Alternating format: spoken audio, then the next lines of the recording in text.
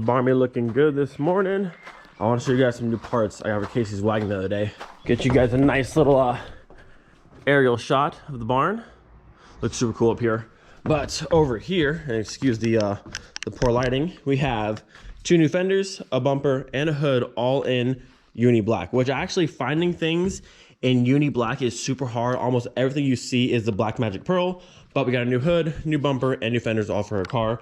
Her hood has a bit of rust like right here in the front, so nice new hood. We got a new bumper because hers has some damage over here. And then actually the fenders on her car aren't in bad shape at all, but they're the wrong color. They're Black Magic Pearl off my V5. So now we have the proper color in the uni black. So between all those new parts plus the new suspension we picked up, the wagon's gonna be looking really good. Honestly though, as the car sits right now, I mean, like, this thing does look so good. Plus the black Porsche wheels, I love how it all flows together. But we gotta fix these minor things, little rust spots on the hood. We'll swap this out, some damage to the bumper right down here, and then a lot of this like road rash on the sides of it.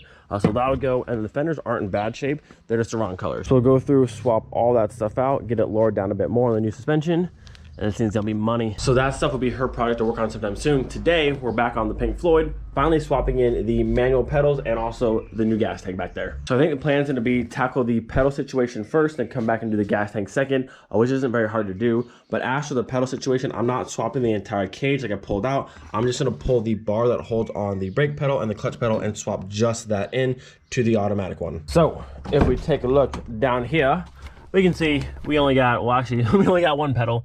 I pulled the gas pedal out at some point. We only have one lonely automatic brake pedal, but that will come out. So there's a bar that runs from this side to over here that holds this pedal on. We're gonna pull the bar out, swap to the manual bar because it's a bit longer, and swap in the manual brake pedal and the new clutch pedal here. You can swap the entire housing, but it's not necessary and it's quite a bit of a pain to actually pull everything out. So I'm doing the bare minimum. Now, something I just noticed, which is kind of weird, and I'm not quite sure why they do it from car to car. This car being automatic, it has no clutch pedal, but it does have the holes here. That one and that one for like a clutch switch. Now, this one isn't keyed to actually fit it in like how the brake switch would be, but it does have the holes. The Savoy being a manual, it was just blank here. There's no holes at all, and nothing in that car is a manual. Now, looking over here at the new pedal box I have, this came out of a 1.6 manual. You can see the holes here for the brake switch, which are keyed in the side, but it also has holes here, and they're keyed for like a clutch switch. But this car had no clutch switch in it at all. It was just the cable. So I'm not quite sure why they do some like this. Some are blank, some are just round. It's just kind of odd. Now, I did say the housing itself is the same, which dimension wise, all the housing that hold the pedal are the same. But I guess if you want to have the different like keyed hole or blank or just a round hole, you might need to swap the entire housing. I'm not going to do that. I didn't do it in the Savoy. We just put a 10 amp fuse in the clutch switch and we're good to go. So in this car, if I want to, or in this car, if I want to, I can go through and I guess Dremel it out a little bit if I want it to be keyed, or I'll just go through, put a 10 amp in the clutch switch again, and we'll be good to go. All right, so since it's much easier to see visually out here than under the dash of that car, I'll just show you how you actually pull this bar right here out. You have this clip on the right side, which is going to go straight up and out. And then this one on the left side, which is a little pin inside of the hole. You want to get a flathead underneath here. You pop that little bit out and go up with it as well. And then once that's off, you got to kind of move some of your fuse box stuff and kind of wiggle the bar out to the left. I think I did it before. And then once it's out, you're good to go. And you'll swap in the entire new one with your pedals, and essentially that's it. I also just noticed, looking on the right side, you can see the clip, which is right up there by my finger. But on the left side, I'm going to show you, there should be like another clip right up there, but there's not. I want to say it's because the manual bar that goes through is actually longer, so it needs a clip on this side. So I guess on the automatic one, it's just the one clip on this side, and then you're good to go. I'll see. I'll update you as I find more out. There is our first clip. There it is. Got it. All right, so now with our one pin up here out of the way, we have to now get the brake pedal off of the little knob for the brake booster. I see this question asked a lot on like Bernal Mark 3s or Vortex and stuff. There is a special tool to do this. What I usually do, I just take the brake switch out and I pull the pedal forward, and it usually pops off. I've had no issues with that. And when you want to put it back on, it just pops back on and it works fine. That's my method. It might be wrong, but it does work. So you grab and lift, and then it's off. So that. And then when you want to put it back on, you just this way, push, and then pedal works. Like I said, the way I've always done it, never had any issues. Yeah, I don't know. I don't know if it's foolproof or it might break on you, maybe, but for me, I've always just pulled, popped it off, and That's it. Now at this point, our brake pedal is disconnected. Our one clip on that side is off. It should just be now sliding the pin that hold the bar that holds this either that way or this way. Since the one is shorter, it might fit going this way towards over here, but if not, I'll go through. And last time I pulled this plastic panel right here off and slid the bar out this way, and it worked no problem. So I went ahead and pulled this plastic panel that goes on the left side right up here, pulled it out. There's one little tab right there you push in and it slides up.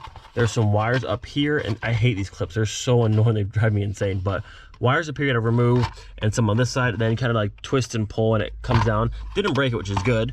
And then you can see now we have all this space on the left side to now slide the bar out this way. Kind of have these wires tucked up like this, and you can go right out the side like that. This was actually the longest part of this. Getting this stupid thing out was the most difficult part so far. So at this point, I believe everything's out of the way. This is unhooked on one clip, and we have space over here. I should be able to now push this bar through to this side, which I can feel it moving now. Actually feeling this bar now, I'll show you in a minute, there's a little like end cap piece. It can't go that way at all, it has to go this way. So now we'll just pull. There, voila. There is our, oh, there goes our pedal. There's our pin. So you can see it's beveled on this side, so you can't actually go that way. It has to go this way, but there is your shorter automatic bar. Now we'll swap in the manual pedals with the longer bar, and we're set. Wasn't bad. Wasn't bad. Lay out. No more big, chunky automatic brake pedal. We swap into the nice small, we have 3 pedals. We're going to 3 pedals. And as you can see, the automatic bar that holds the pedal is much shorter as it stops. Let's stay right there. Let's stay. Oh, it's all gonna fall. Stay for just 1 second, please. I just want the shot. Great. So yeah, this one goes from there, stops over there, where this one goes way to this side, obviously to hold the clutch pedal on. So you need the manual bar as well as the manual pedals. So now all we gotta do is just pull this bar out, pull these 2 pedals off of this housing, and then, oh my lord.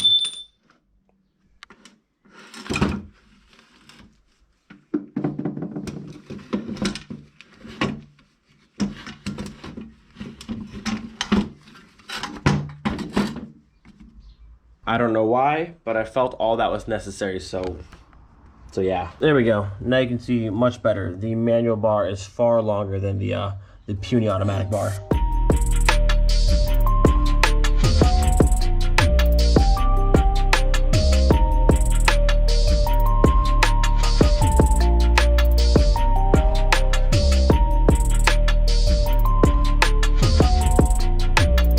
Hey, we finally have a clutch pedal in the Pink Floyd. Now the pedals look crazy. This isn't connected yet. I have to pull the booster out later on, so I'm not going to connect that right now. And obviously there's nothing to the clutch pedal, but we now officially have manual pedals in the Pink Floyd. So at this point, all the automatic pieces that were once the Pink Floyd have been removed. We have the manual pedals now. We have the manual shift surround. The only automatic piece still remaining, which will stay with the car, is the gauge cluster. I want to keep the original kilometers with the car. I know it won't match the new engine coming, but 120,000 kilometers is super low. I want to keep that with the rest of the car. So with that, we are done inside the car for today. Up next will be the new gas tank. So I've got the car pulled forward, but I kind of forgot the trunk is full of all of that. I need to get to the top to undo the lines for the fuel pump before I can go dropping the tank down.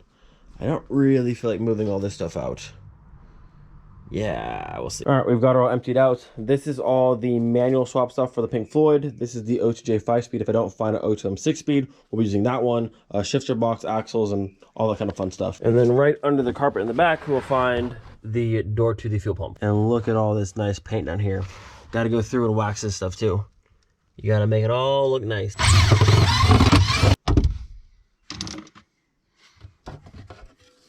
Look at that. The first time this has ever been opened. Look, you can tell because this has never been pulled off. Not even broken. A little bit moldy in there, but she's coming out. So on the top side here, we must unplug this one clip right there, and we have our return and our feed line for the gas, which is this one here is the feed line because there's the air going that way, and this one's coming in as your return, and then the one breather right there. So now with everything disconnected, our feed line's off, our turn line's off, our breather's off, and everything's unplugged and good to go. We are now ready to go to the bottom side, undo the straps, undo the bolts, and drop the tank down. So now with the car up in the air, we can see underneath here, we have to remove these gas tank straps, which actually is a company I just saw. I think it's called stainless VW or stainless Mark III, but he makes really nice like polished gas tank straps. I'm pretty sure to buy some because these ones are a bit rusty and look all types of nasty. So those will come out. We have a 13 here and a 13 there. There's 3 on that side, one for this one for that one for that one. That's all for the bottom. And there's one more over here on the passenger side fender well. It's up here. I think it's under all that crap there. It's a T something, or there's another bolt up here. Once that's off, the one at the bottom, it just kind of drops down and out. Now, before I actually go ahead and drop the tank out of the car, I have to drain all the fuel out of it. And thanks to Carl, we actually have a nice little hole right there. So I'll just pull the plug, drain it all out, and we're good to go. Now, if you're wondering why in the world is there a hole in my gas tank, well, because when I found this car, it was at a junkyard where I work at, and it was in the very back. Everything's been drained, coolant, oil, transmission fluid, all the fuel, and how we drain the fuel, we drill a hole in it, and it comes right out. But I had to save it. But now we need to put a new gas tank on it that has no hole in it. So hopefully, I don't make a giant mess here. This should be fine though. All right. Oh, it ripped. Oh, there it comes though. That's annoying. Hold on. No, don't go that way. No, no, no, no, no. Stop that. Stop that. There we go. That's what I needed. Stop spilling on the floor. There we go.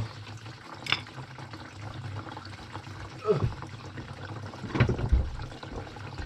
It's fine. Just a few drops of gas. It's fine.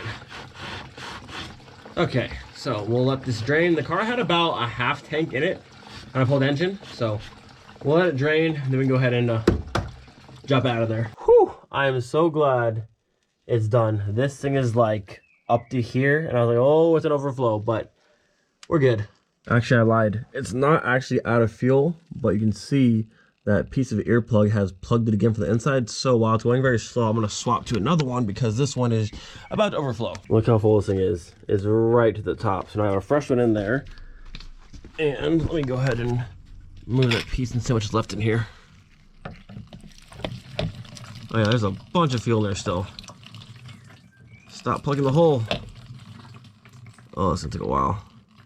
That little piece of earplug being stuck. We might be here for a minute. There we go. Now we're getting somewhere. All right, I think she's just about out because this one's about to right there now, and this is my last gas can, so I hope that's it. So now that our tank is empty, I'm gonna start with this one up here on the passenger side. You can see it, I've unburied it. It's a 10 right up there.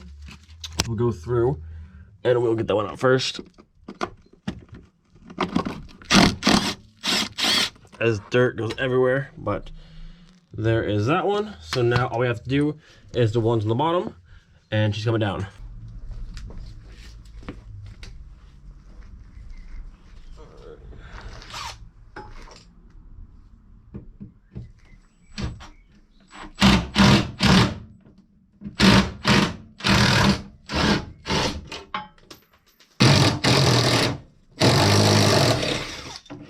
All right, one strap. One super rusty strap down.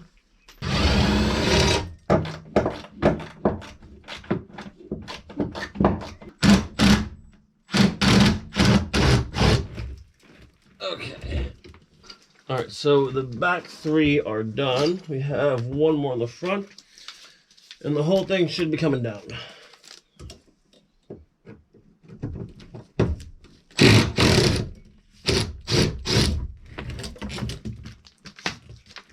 What is that? Oh, all the dirt. Jeez. Let it go, strap. Alright. You're off. You're off. Oh, there she is. Just like that. All the dirt.